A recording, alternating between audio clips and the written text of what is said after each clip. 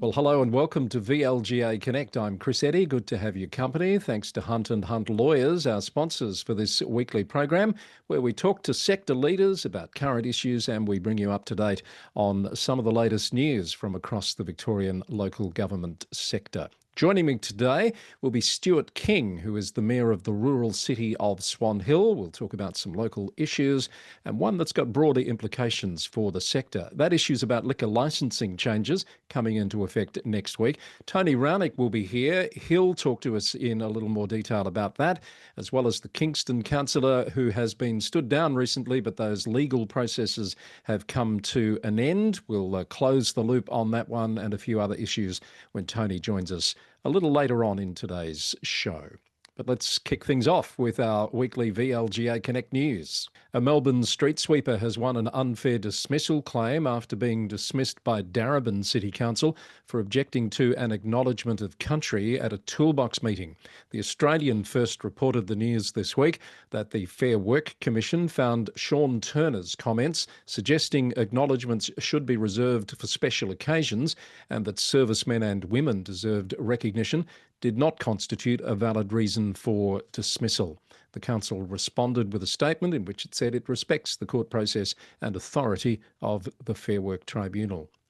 Kingston councillor Jane Agatan has been offered a 2-week diversion by Moorabbin Magistrates Court after being charged with breaching a personal safety intervention order by failing to remove a reference to a complainant within 24 hours. To satisfy the court's order, Councillor Agatan must make a $2,000 donation to the Royal Children's Hospital. Councillor Agatan had been stood down from Kingston Council until the legal matter was resolved. The fields are set for 2 upcoming by-elections, one in Darebin to fill a vacancy after the passing of long-serving Councillor Gaetano Greco, the other in Whittlesea, following the voiding of the election result in Layla Ward by VCAT in May due to voting irregularities. There are 7 candidates for the Darebin election, 11 candidates for the Whittlesea election, including Stephen Kosmeski, who was initially elected before the recent VCAT decision. Some residents of Techno Park in Williamstown have received approval for their existing use rights application, confirming their legal residential status after proving continuous habitation for 15 years. Hobsons Bay Mayor Daria Callender made the announcement yesterday and said the council is still working with other Techno Park residents on the issue. Horsham Council has voted to leave Wimmera Southern Mallee development by June next year and reduce its annual contribution from nearly $240,000 to $100,000 for this coming financial year. Council-appointed director, Councillor Cameron McDonald, said the group was not aligned with council priorities and expressed disappointment with WSMD's direction. Ballarat Council has committed to a 0% average rate increase and implemented several initiatives to reduce financial pressure on the community in its new budget. Despite a $3.9 million revenue reduction, the Mayor has said the council has identified $5.2 million in operational savings. Baw Council has successfully prosecuted a 31-year-old man on 11 charges after his dogs, including one previously declared menacing, attacked and severely injured a neighbour's pet dog. The case resulted in a conviction, $1,900 in fines and veterinary cost reimbursements.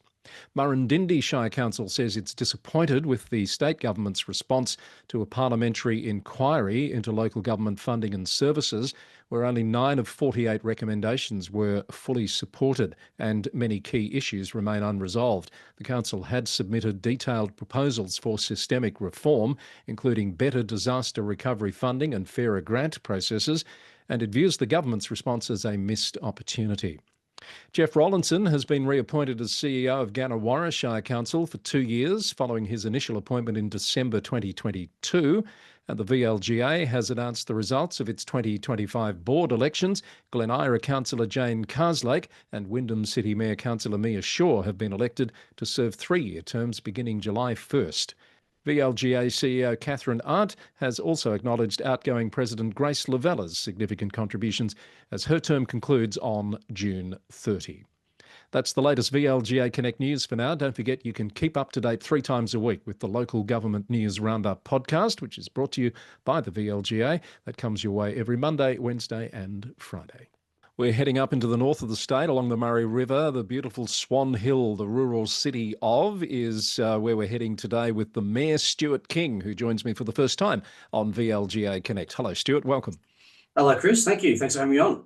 Good to have you here. And we should declare, as we're recording this, you're actually in Canberra for the National General Assembly. How's that experience been for you this week? Chilly, Yeah, I look, guess. well, it has been chilly. That's for sure. It's not Swan Hill weather up here, Yeah. but no, look, it's always great to come to these events. There's a lot of value, particularly in networking with other mayors and other councillors from all over the country. And but yeah, at the end of the day, I guess we've all got the same issues around housing, around infrastructure, around roads. The city country divide is interesting at times, but no, it's been great, and even just some of the presentations around AI and all those the things that are here, but are going to become really important and more relevant in local government as well. Yeah, and it's good sometimes just to realise when you're talking to colleagues from other parts of the country that you're all dealing with the same stuff. And sometimes you get some light bulb moments, don't you, on different ways to approach things. Yeah, absolutely. I mean, I suppose it makes you feel a bit more valued that we're not up here fighting the battle on our own. We're all Alone. sort of Yeah. all in it together. Yeah. But as I said, the issues are pretty common with rural and regional councils, and obviously the metro councils have got their own set of issues, and there's differences, but that's what makes us. It's all unique, I suppose, and Yes. but we're all essentially everybody's on the same path to improve outcomes for their local communities, whether that's in the far northwest of Western Australia or whether it's in Metro Sydney. Yeah. I think intentions are to create really good outcomes for our communities, and of course we need money to do that. We need funding to do that. And obviously financial sustainability is a huge topic, at the ELGA conference. So there's a couple of Swan Hill related things I wanted to talk to you about. You're in your second term as mayor. How do you feel things are travelling in Swan Hill at the moment? No, really good. We're getting things done and creating outcomes for our municipality, and we're in a good position financially, which obviously helps to be able to deliver the services and infrastructure needs for our communities. We've received some good funding over the last couple of years, which has obviously helped with some projects as well. So yeah, we're travelling pretty good. We're very grateful for our agricultural production in our municipality, which really is the backbone of what we do. We produce a lot of food for not just for Victoria, but for the entire nation and for overseas. And so with that are the challenges around local roads and all those sorts of things. But as a municipality, no, we're getting things done, Chris. I guess that leads us to the impost on primary producers from this state government ESV fund levy. You and your council, and I know you've got a role on Rural Councils Victoria, have been pretty vocal about the impact this is going to have, notwithstanding the recent pause announced by the state government. How are you feeling about where that's sitting right at this point in time? Yeah, well, I think it's important to remember that the pause is for primary production properties. It's not for everybody. And I'm actually not sure that our city cousins might have sort of woken up to that fact that there's going to be a huge impost on their ratepayers. Obviously, for us, the rural side of it, the primary production properties was going to be a huge impost, but we're still looking at an extra $1 million going out of our municipality for this state government tax, which is what it is. It's a tax. So we're upset about it from that perspective. It's money that's going out of our municipality that's probably not going to come back, but also that it's a state government levy, but it's on our rate notices. So we look like the bad guys because we're the ones that are collecting it on behalf of the state government. So that's one of our objections as well, obviously. Yeah, and you're right. I think up until a week or so ago, the metros didn't seem to be saying a lot about this, but certainly that's changed with the Mayor at Yarra leading a charge to challenge this. So we'll stay tuned on that. The other issue that some rural councils have said is they're concerned that people won't pay their rates because of this levy. Do you think that's a real risk? Um, I think the risk has probably been reduced with the pause on the primary production side of it. But we've been very clear in our communications with our ratepayers as well that even if they don't pay their rates, or they don't pay, for example, the portion that is the ESPF levy, that we still have to remit the appropriate percentage proportion to the state government. So yeah, look, we're hopeful that through our comms we can be very clear what's rates, what's state government levy, but obviously we need to tell our ratepayers that's we're just the debt, we're not the debt collection agency, but we're the collection agency for this, and obviously we'll be encouraging them to pay their rates. All right. One of the main things I wanted to talk to you about was some recent statements you've made about changes to liquor licensing processes. Swan Hill is ranked 5th in the state for family violence, and I know you believe that the addition of more liquor outlets is not a good thing in that respect. You've got 8 and there's a 9th on the cards. Why is this such a big issue for your community? Look, it's the community's been really vocal about this one, and I guess it's different. Community gets vocal about petrol stations as well, Chris, because we've got quite a few of them as well, and there's this sort of expectation that we can determine how many of one we should have, and that sort of thing. I guess the difference between a service station and a liquor outlet is, market forces will always determine how many will remain, but with a liquor outlet, there's the social aspect as well. So that's what the community's been most upset about, I guess, is, we already have these problems, societal problems in our municipality. We're not proud of them, and we do what we can. We work with other agencies to improve that, that fairly ordinary statistic that you pointed out. But yeah, we believe we should still have a say in whether liquor outlets get approved and or whether they don't. So this is a bit of a sleeper, potentially. I hadn't heard much about this until the statements that you made recently in an ABC report. So as you understand it, local councils won't get a say in these matters anymore. It'll totally fall on Liquor Control Victoria. Is that right? From next week? From next week, that's our understanding, is that an applicant will now only have to apply for a liquor licence, and whereas previously it was liquor licence and a planning permit. So the Liquor Licensing Commission is then the governing authority over that liquor licence application. They will make the decisions. Obviously, it's still open for people to object, including councils. Like, council can be an objector if they want to be. But yeah, that's the process. The Liquor Licensing Authority will determine if it goes ahead or if it doesn't go ahead. So there's really, we're no longer a determining authority about what happens in our municipality, which is pretty cruel.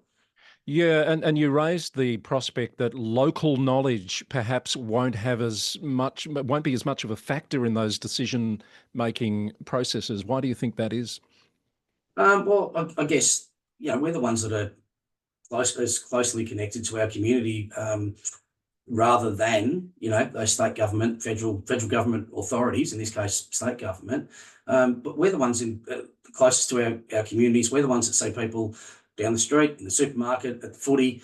So we're the ones that are getting that feedback, if you like.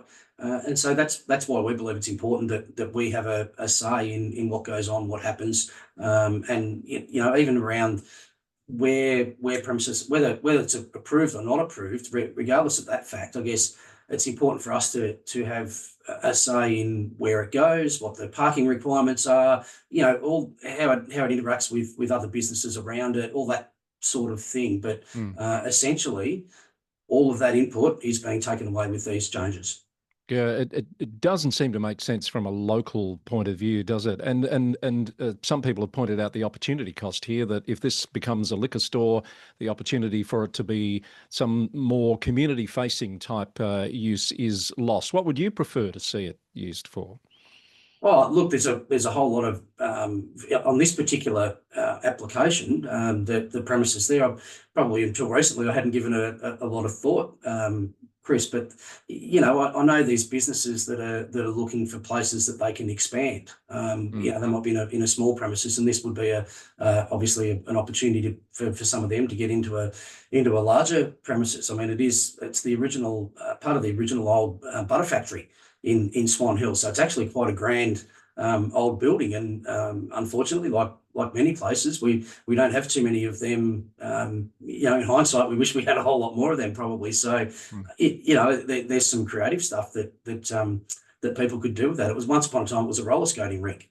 So, Right. I'm not suggesting that it needs to go back to being that, but I'm sure there's plenty of recreational pursuits that could be explored Yeah. for that premises, or other retail opportunities. Or if somebody wanted to get really fancy, I guess they could turn it into apartments and capture some of that heritage value of the site. Yeah, no, I'm sure you've got, like everywhere else, a need for more housing. When did you become aware of this change, Stuart? And do you think the sector more broadly, other mayors and councils, are aware that this change is coming in next week? I don't think most people are. I guess we only became aware of it, I'm going to say about 6 weeks ago, because we had that planning application, a live application that was coming to us for determination. Obviously, there'd been objections, so it was definitely coming to council for determination. So, but then these changes came through, and our planning department obviously made us aware of the changes, and then the applicant has since withdrawn their planning application, obviously knowing that if they They apply, don't need it. Hmm. that they don't need it. Yeah. Yeah, gosh. All right. Well, thank you for raising this issue and making people more aware of it. As we say, it's sort of the 11th hour. It's coming in on the 1st of July. So we'll see if more communities start to realise what's potentially happening there with regard to liquor licensing. Stuart, it's been great to catch up with you on a few issues. Open invitation to come back whenever there's something to tell our audience about. And we wish you all the best for the months ahead in your mayoralty. Great. Thanks, Chris. Thanks for having me on, and happy to come on any other time to have a chat. Excellent. Councillor Stuart King there, the Mayor of the rural city of Swan Hill. Well, Tony Raunic is back this week because it's another week where there's been a bit happening that just begs talking about. Tony, of course, from Hunt and Hunt Lawyers, our sponsors here at VLGA Connect. Tony, how you doing? Well, it's been traumatic. I'm a Carlton supporter, Chris. So last fortnight's been traumatic, but otherwise, doing well. Busy end of financial year, of course, for private enterprises, but lots again happening this week, as you say. So great to come back 2 weeks in a row. And plenty to take your mind off the football, of course, which I'm sure is welcome. Look, a few months ago, it probably was, we talked about this situation at Kingston where one of the councillors there, Jane Agatan, was stood down while some legal matters went through a process. We've come to the end of that, I understand, this week, and Councillor Agatan can resume her role, Tony. Yes, that's right. As you say, Chris, viewers will remember that we talked in early episodes about Section 229 of the Local Government Act, which requires a councillor to be automatically stood down if they're charged with an offence that's punishable by a period of up to 2 years imprisonment. Well, on the 20th of June, Jane Agaton attended the Melbourne Magistrates Court, and her matter was resolved with a diversion plan. So the criminal charges were dropped. There's no criminal record. There was a payment to a charity, and her stand down now ends with the withdrawal of any charges against her that might have carried that sort of threshold potential punishment level. And she's eligible now to return to performing the functions and responsibilities of a councillor in Chiquita Ward there in City of Kingston. So, Tony, a diversion plan, this is something the magistrate can use at discretion. Is it to avoid a record in this case? Yeah, it takes the matter out of the court system. As you say, it means there's no criminal record. Not everyone is eligible for a diversion. The magistrate needs to be convinced that the matter and the person charged is appropriate for that. A diversion might involve simply a letter of apology. It might involve, like in this case, making a donation. It might involve doing some community work. Often it involves some level of counselling or education, say with defensive driving, drug awareness, with, drink driving, drug driving charges, etc. But certainly what it does mean is the police drop the charges and there's no criminal record. So happens in multiple criminal matters, and where there's a view that this is a tends to happen when it's a first offence. There's a likelihood that there's the person charged will has learnt something from the exercise, if you like.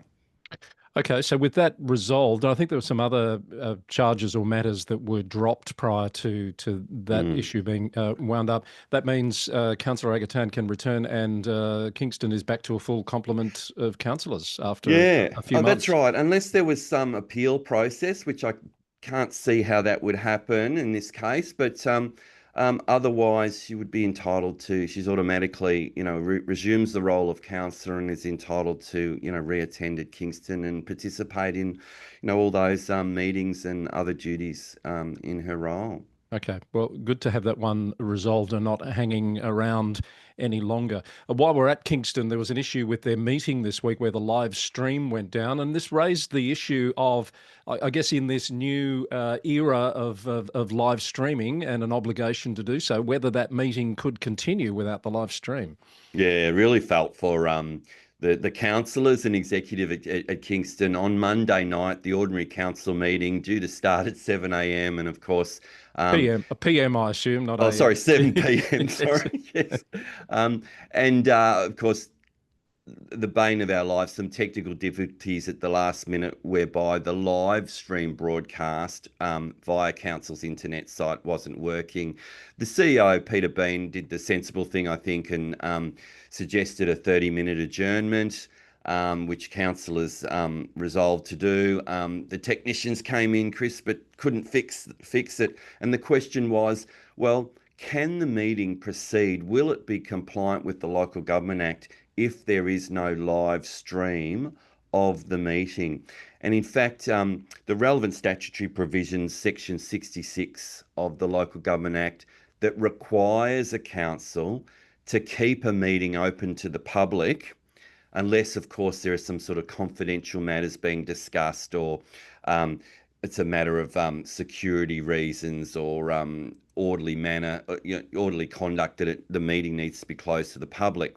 Now, none of those latter reasons were in place. So the meeting had to be open to the public as defined under the Local Government Act. But in fact, it was, because to meet that definition, the meeting either has to be live streamed over the council internet site, or members of the public have to be able to be physically present at the meeting. It's one or the other, at least. And in this case, with the ability of members to be, members of the public to be physically present, it was technically open to the public. The meeting was compliant. The meeting was able to proceed, I think, at 5 to 8. Georgina Oxley, the mayor, was able to, recommence the meeting and explain to the public and councillors present that council was compliant. There was actually a video record taken of the meeting, Chris and viewers, and it is available on council's internet site now, so you can actually watch the video of the meeting. It just wasn't available as a live stream at the time, and that of course raised this issue for the council in terms of compliance with the Local Government Act provisions. Yeah, sensible outcome. That's what I would have expected the answer to be, but it's good to test that, and for others to know that that's the situation in this, as I say, this new era of the expectation that your meeting's going to be accessible live over the internet. And of course, the corollary happens too, Chris, because if you close the gallery, the meeting's still compliant provided you have the live stream. Right. So, and we're well aware of that, because there have been those occasions where the gallery has needed to be closed for reasons other than, hearing confidential matters. Yes. All right, thanks for alerting us to that one. Now, earlier in the program, I spoke to Stuart King, the mayor at Swan Hill. One of the issues we talked about was this change that's coming in next week, where councils no longer have a say in liquor outlet applications. It's going to be the sole purview of the liquor authority. Councils can still, I believe, submit to that process. But as I suggested to Stuart, Tony, I think this has been a bit of a sleeper, and perhaps a few people around the sector aren't aware this change is coming. Oh, I think you're quite right, Chris. And in fact, that's something that the MAV president, Councillor Jennifer Anderson, a point that she's made. I think that there'll be a lot of councils and councillors, and indeed, impacted members of the public who aren't aware of this change. So from the 1st of July, viewers, to obtain a new license for a liquor outlet or variation on a license, one doesn't need a planning permit. Right. And up till that point, a planning permit's been required from the local council. So what will occur, there'll still need to be an application for a license, but that application goes to Liquor Control Victoria. Council do have an opportunity to participate here, but they're not a decision maker anymore. So council can put in a submission to Liquor Control Victoria, opposing or indeed supporting the application, but Liquor Control Victoria will make that decision. There will be public notices still, and members of the public can, of course, object and have their say, but it will be a matter now determined by that body that just deals with liquor matters, as opposed to by something, I guess, seen as perhaps more reflective of local community views, the local council. And as you say, that you spoke to Mayor Stuart King at Swan Hill, quite some angst up there about a recent application that's coming in to put believe it's a bottle shop in a former 40 Winks furniture warehouse in town. And if that's approved, it'll be the 9th outlet for liquor in Swan Hill, which is Swan Hill itself, I think it's about 12,000 people. The local government area is about 21,000 or so. So it does seem somewhat arguably saturated with liquor outlets. And Mayor Stuart King, I think, expressed the sort of frustration that many councillors and mayors would feel at this, saying it's frustrating when some things get taken out of our hands and decisions are made by people who aren't involved or engaged in the community. Yeah, and it's that issue that I think that has got some people concerned. That there's still some sort of community assessment required under this new process, though, isn't there?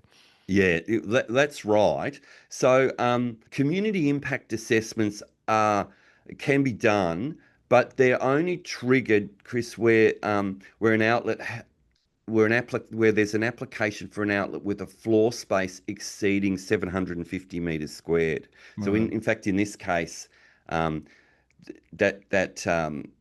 threshold isn't triggered, so there won't be a community impact assessment.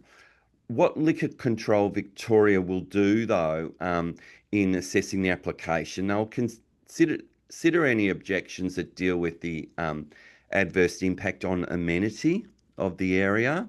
And in the case of a packaged liquor license like this, so takeaway liquor, the ability to buy liquor and take it away, then objections can be made about the impact of the application on the misuse or abuse of alcohol, or whether granting the license would be conducive to or encouraging harm. So that's a matter for consideration. It's just that it's not being considered, I guess, by elected officials in the local community. Yeah. There are then rights to object to the decisions of or appeal, if you like, to the decisions of Liquor Control Victoria if you're a submitter, and that you just have 28 days to appeal to the Liquor Control Commission, who may or may not, though, call a hearing to hear more Yeah. evidence. So Okay. it does seem that the decision-making ability is being taken away from councils somewhat. Councils will still have an opportunity for input, but more as a interested party than as a key decision maker in part of the process. All right. Well, we're doing our best to make councils aware of that if they're not already. I notice in your notes you said for the planning nerds, what's happening here is the repeal of clause 52.57 of the Victorian planning provisions. But I would put to you, Tony, that the planning nerds probably already know that. Yeah, I think they probably do, and better than me, Chris. One of the little tidbits and facts on this one that struck me too is that the applicant here for the liquor license, they're somewhat pessimistically named, Chris. They're called the I Can Smell a Dead Rat Company. Oh, wow. That's a unique company name.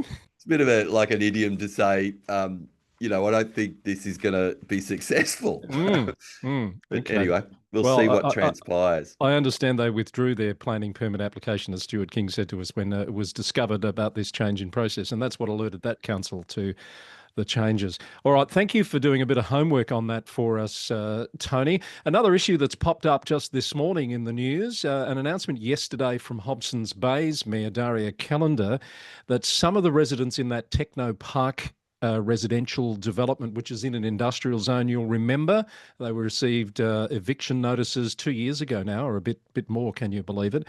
Some of them have been cleared to stay and others are still in a process with the council. So it looks like that's going to come to a resolution there.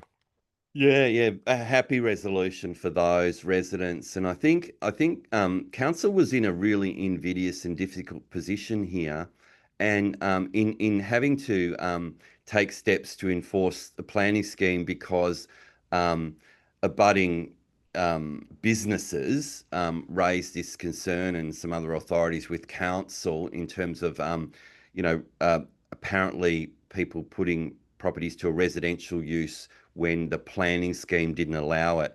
Now, what's brought about this change in outcome is that there's been a amendment to the planning provisions brought in by the state government in recent times that gives more opportunity to establish existing use rights. And that's the process these various residents have been going through in one block of flats. They've successfully established that they've been in occupation as residents for an extended period of time that's unbroken, and that's the process those other residents adjacent are going through. So it does seem that there's a happy solution, that the residents will be able to stay, that council will have fulfilled its duties in terms of meeting the requirements of the planning scheme, and some common sense has perhaps been taken by those in charge of the planning scheme controls to modify the controls to allow for this kind of recognition of existing use rights. Yeah, as we say, it's been dragging on for a while. I think they've got till January, the rest of those residents, to put in their applications under that process that's being followed. All right, some good news, I guess, there to end on. Thank you, Tony. Another week with lots to talk about. Who knows what happens next, but rest assured, as news breaks, you'll be back on VLGA Connect to give us your perspective. Yes, sometime next financial year, Chris. Indeed. Yes, absolutely. All right. Tony Raunic from Hunt & Hunt Lawyers, our sponsors, with us on VLGA Connect for another week. That's just about it for this week's VLGA Connect. Before we go, a quick plug for an upcoming event. It's the Global Executive Live Panel coming up on the 22nd of July. It's a Tuesday, and the topic is building the local economy. We'll have Dr. Angela Jackson from the Australian Productivity Commission, David Marlowe from Third Life Economics, and Merrin Tinkler from Mount Alexander Shire Council on the panel, exploring the role of local government in economic growth. The event is free for VLGA members and alumni, $60 for non-members. You can find out more and reserve your place on the VLGA website now. That's all for this week. Thanks to Stuart King at Swan Hill and Tony Raunic from Hunt and Hunt Lawyers, my guests on today's program. We'll be back with more next week. Don't forget to subscribe on YouTube or on your podcast player. Thanks to Hunt and Hunt Lawyers, our sponsors, for another edition of VLGA Connect. Until next time, bye for now.